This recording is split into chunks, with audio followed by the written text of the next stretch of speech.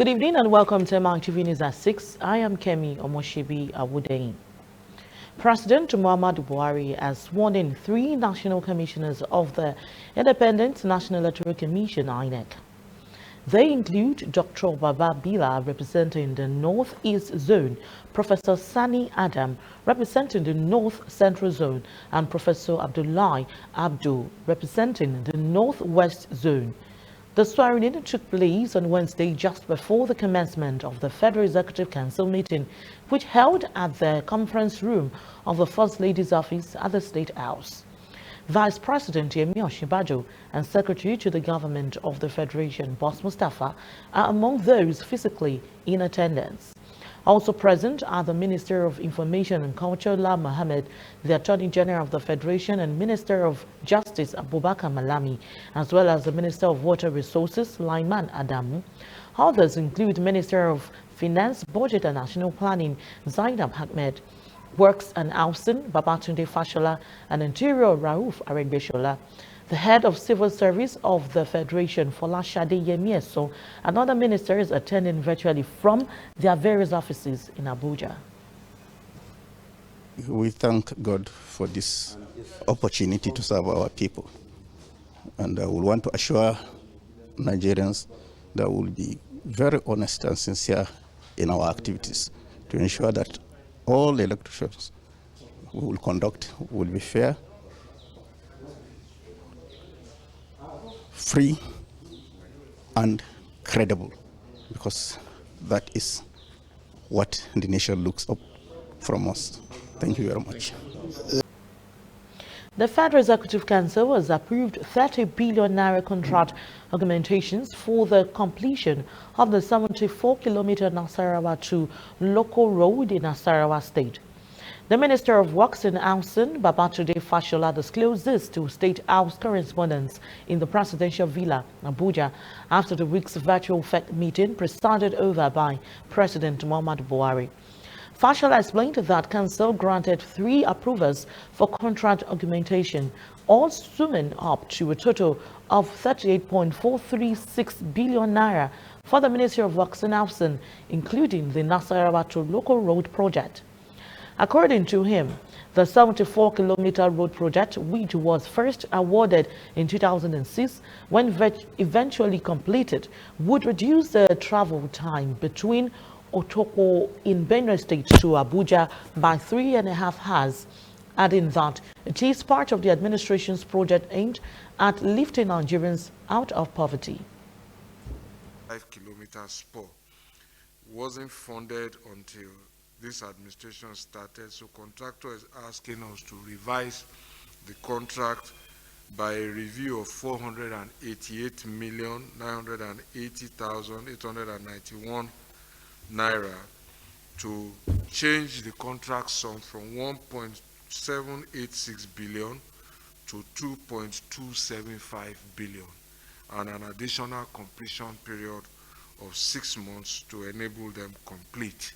So Council approved that review of price and the extended completion period.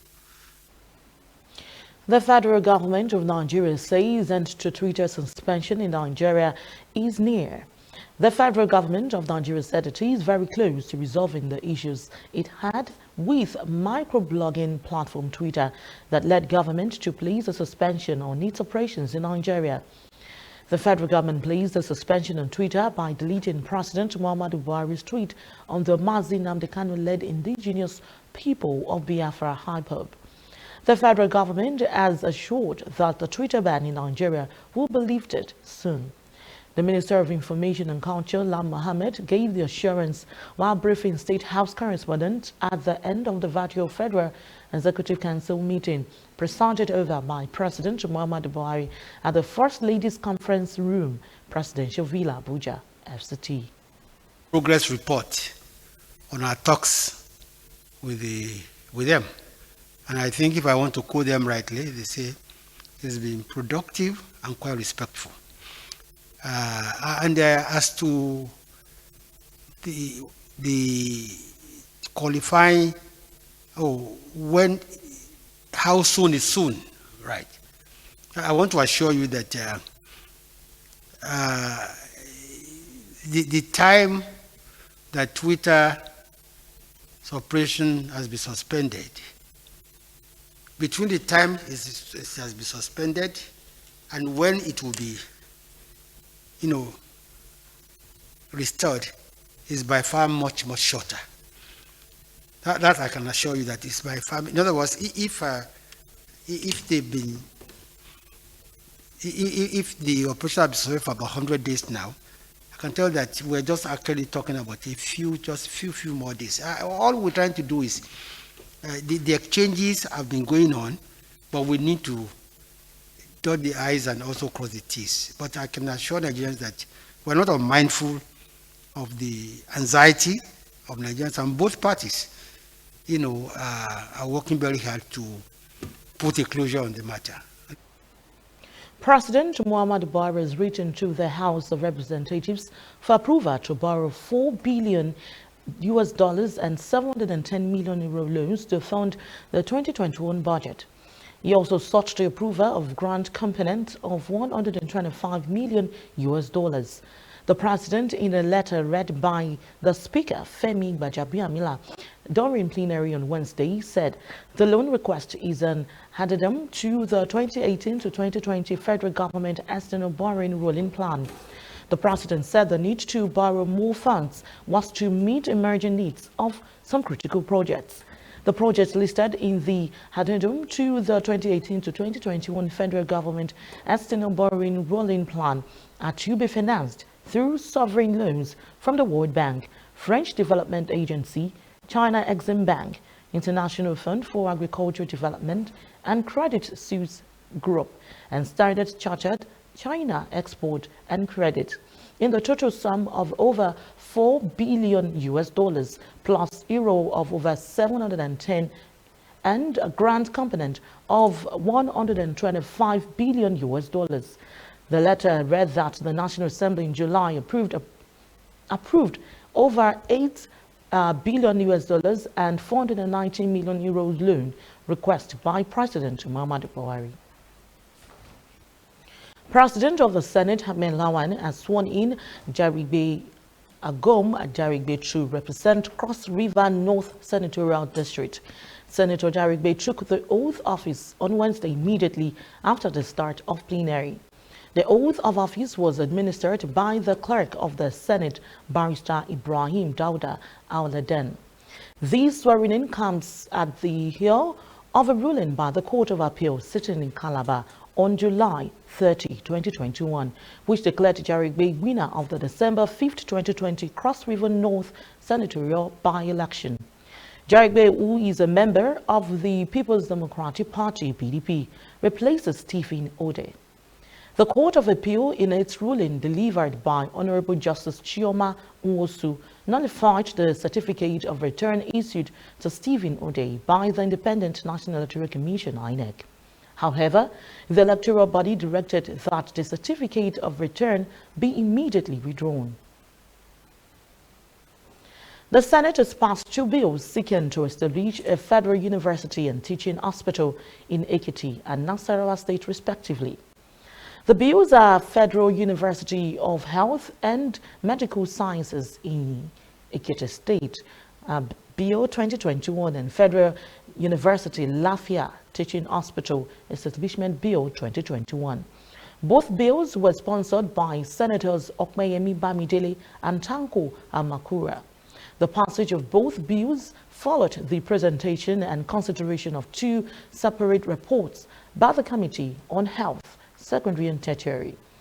Chairman of the committee, Senator Yaya Oloriegbe, in his presentation, said the bill to establish the Federal University of Lafia Teaching Hospital was necessitated as a result of the precarious health condition faced by residents.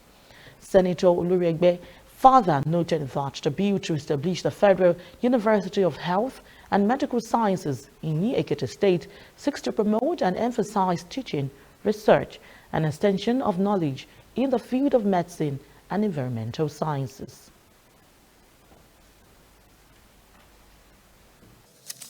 And the objective of the bill, Mr. President, as I read earlier, is to promote and emphasize teaching, research, and extension of knowledge in the field of medicine and environmental sciences, including extension services and outreach programs, in-service training, continuing education, and adaptive research for academic programs in relation to the training of manpower in medical sciences, environmental sciences, and allied professions in Nigeria, and organize research relevant to training of manpower in medical and environmental sciences, among others.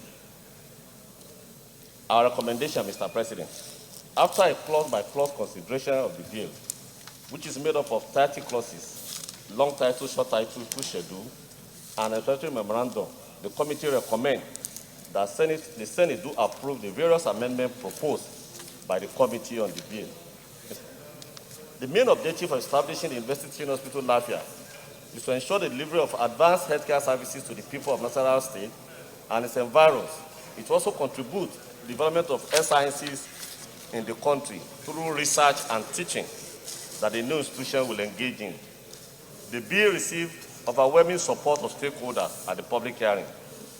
Therefore, our recommendation, Mr. President, is to urge distinguished colleagues to support this bill and give it the necessary passage that it deserves.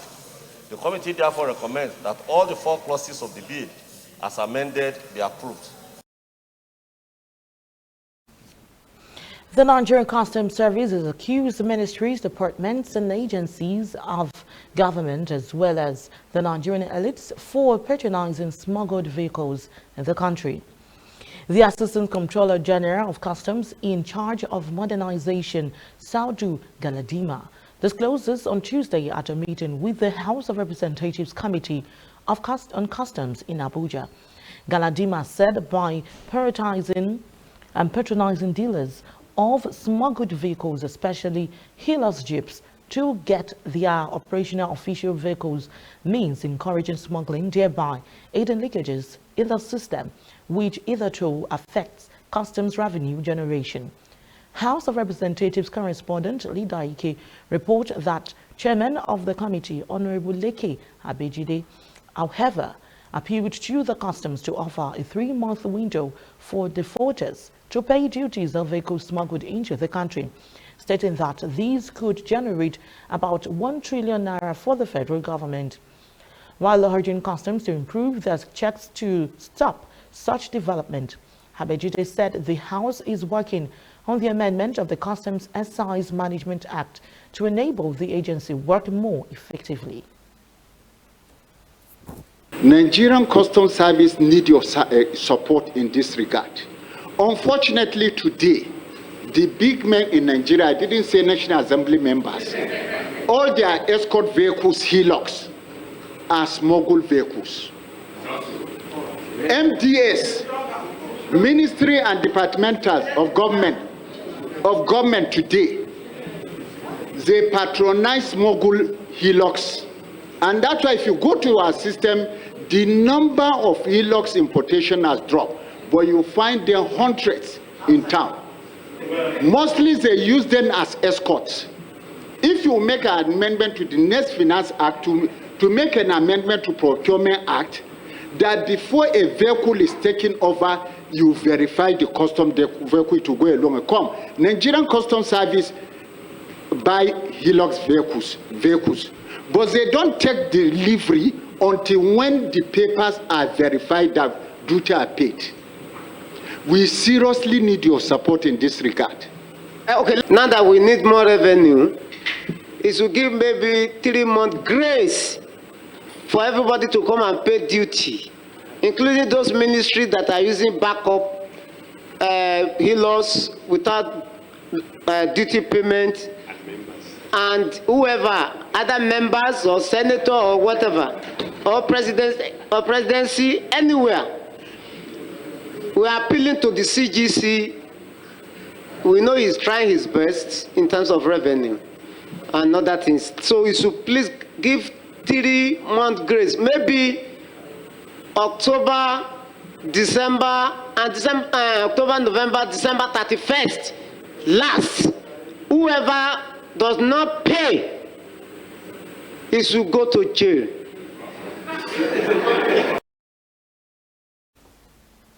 The European Union has launched a platform to better strengthen Nigerian youth called EU Youth Sounding Board in Nigeria. Speaking with journalists after the launching of the platform, EU Head of Cooperation in Nigeria, Cecile Tassine Pelza, said it will help further strengthen the relationship between Nigeria and the EU. She also said it would further empower the 25 participants in contributing positively to both economic and political discourse in Nigeria. The Minister of Youth and Sports Development, Sunday Dari, who commended the EU for the initiative, said the approach to addressing youth issues in the country must be multifaceted. He said the move has further added another layer to effort of the federal government towards empowering youth in the country. The agenda for youth development is now a global agenda. Nigeria has since plugged in. We have seen a paradigm shift in youth development, away from youth empowerment to investment in our youth, also to making sure that there's an inclusive process that is offered to them. We have seen, we have heard the voice of our youth. We know what these critical needs are, but it's also important to make them part of the process of fashioning out programs, solutions, and also discussing the issues amongst themselves so that they can put forward an agenda for action to the Nigerian government, which of course will be matched with the initiatives and the policies that we have. What it represents, I mean, it's really for the European Union to say that we want to involve youth of Nigeria, young people, and we have selected a representative board of young people in Nigeria, and we want to involve them. It's not only we want to consult them, this we were already doing it, but we are now going beyond that. We really want them to participate to the design of our new projects and program. We want them to help us actually to make our projects and program more adapted to their needs, because we believe that young people must be our main concern, our main priority. They must be at the core of all our activities, because we think that together, the European Union and Nigeria, together we agree that we really want to create opportunities for young people to get jobs, but also to participate to the democratic process, to make their voices heard. And so we believe, and this is a common belief between the government of Nigeria and Nigeria's inflation rate has dropped by 0.37% to 17.01% year-on-year in August, from the 17.38% recorded in July. This was disclosed in the Consumer Price Index report just released by the National Bureau of Statistics. According to the report, Composite Food Index also dropped to 20.30% against 21.03% in July. The report read in part, the rise in the food index was caused by increases in prices of bread and cereals, milk, cheese, and egg, oils and fat, potatoes, yam, and other tuber food products like meat and coffee, tea and cocoa. At the same time, the country's urban inflation rate fell to 17.59% year-on-year from 18.01% recorded 2 months ago. Rural inflation rate tempered to 16.43% from a previous 16.75%, while core inflation, which excludes the prices of volatile agricultural produce, dropped by 0.31% to 13.41%, in from 13.72% recorded in July. The report further stated the corresponding 12-month year-on-year average percentage change for the urban index is 17.19% in August 2021. This is higher than 16.89% reported in July 2021, while the corresponding rural inflation rate in August 2021 is 16.03% compared to 15.73% recorded in July 2021.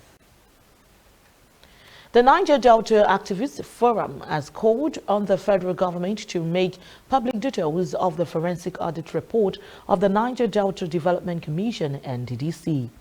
The forum also demanded that the board of the NDDC be urgently constituted. President of NDAF, Success Jack, made these demands while briefing journalists in Abuja. Jack noted that since the audit processes was powered with taxpayers' money, Niger Deltas in particular and Nigerians in general have the right to know. He noted that the audit had been the excuse given for the seeming endless delay in constituting a substantive board for the NDDC.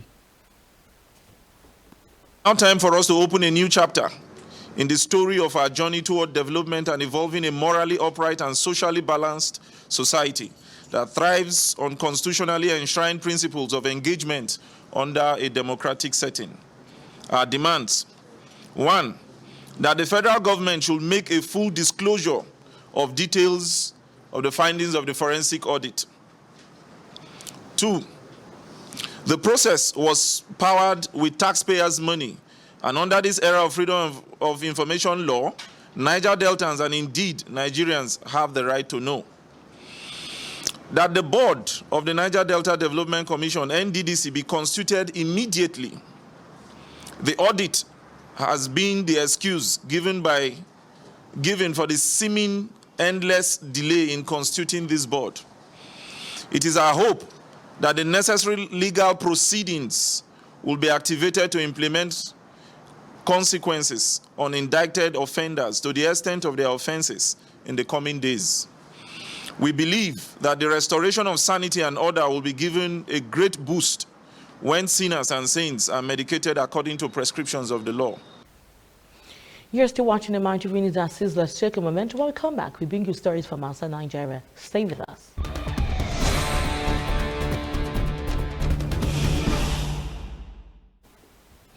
You're welcome back. When we down to the foreign scene, a major row broke out between leaders of the Taliban just days after they set up a new government in Afghanistan. Supporters of two rival factions reportedly brooded at the presidential palace in the capital, Kabul. The argument appeared to center on who did the most to secure victory over the U.S. and how power was divided up in the new cabinet.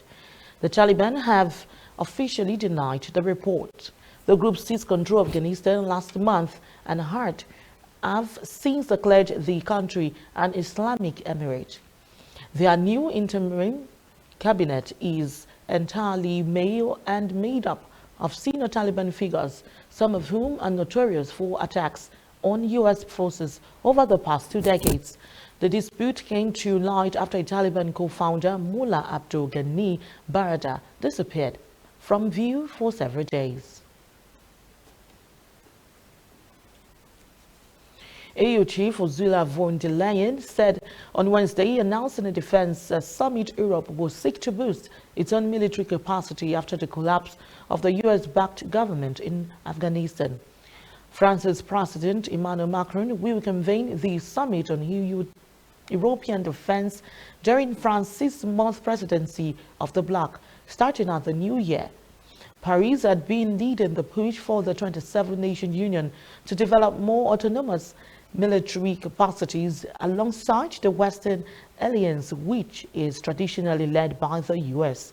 And the rapid collapse of Afghanistan's government at the end of the 20-year-old U.S.-led mission in Afghanistan has intensified debate in Brussels about the EU's role.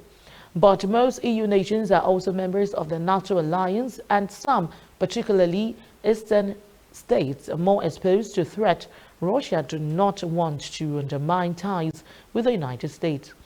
Von der Leyen said witnessing events afoot in Afghanistan was profoundly painful for the families and friends of fallen servicemen and servicewomen.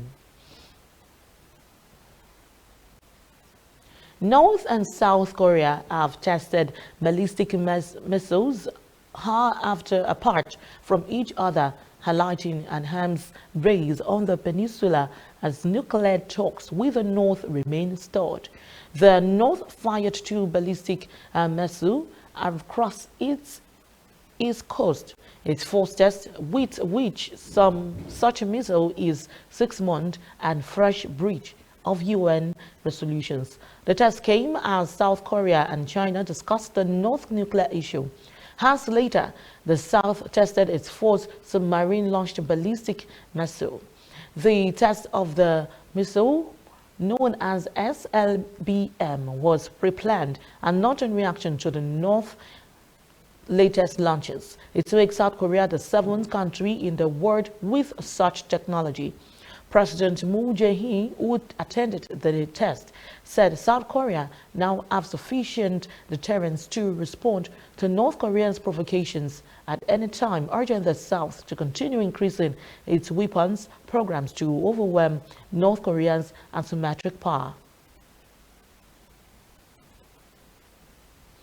Let's take a moment. When we come back, we take you to the world of sports. Stay with us.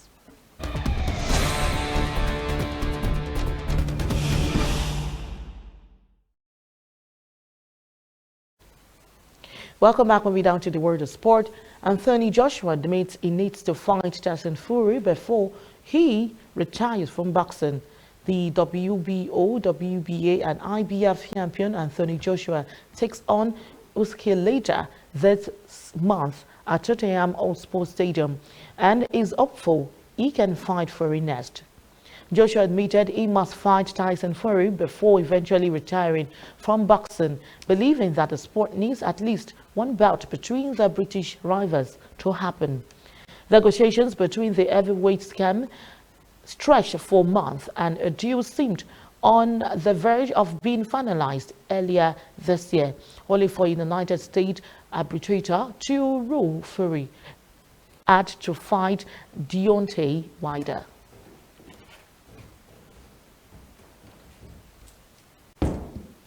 And that's it in Mitv News at 6. You can join us for more news update on our primetime news by 9:30. Before then, enjoy the rest of our programs. I am Kemi Omoshibi. Many thanks for watching and do have a great day.